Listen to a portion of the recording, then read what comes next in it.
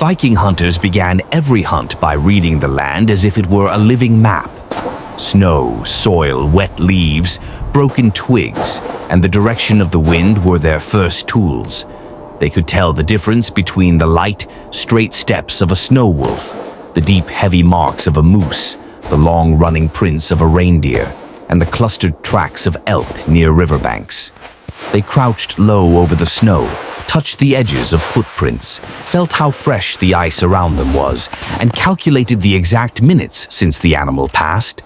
The hunt always began without a word. Silence was their first rule.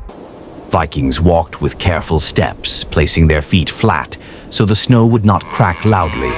Metal pieces on clothing were minimized so there would be no rattling sound in the forest.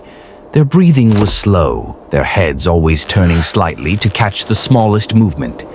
They did not chase an animal immediately. They observed its patterns. A Viking hunter believed that understanding the animal mattered more than any weapon. For the snow wolf, the tactic was control, not speed.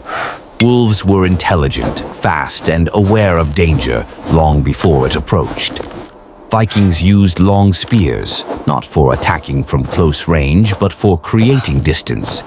They studied the wolf's angle of movement and positioned themselves in the direction it was likely to take next. This ridge is too They never exposed, ran behind it. Instead, they follow the moved lower ahead of path it, through the woods. blocking paths, lowering the wolf's confidence, and slowing its rhythm without creating panic.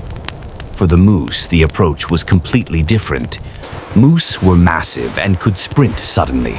Vikings spread out widely between tall trees, forming a natural barrier. Two hunters would push from the sides, forcing the animal into a semi-open area. There, a coordinated strike with lightweight spears or strong bows had the highest success. They knew a moose would never run into dense obstacles, so the hunters always guided it toward areas where its movement would become predictable.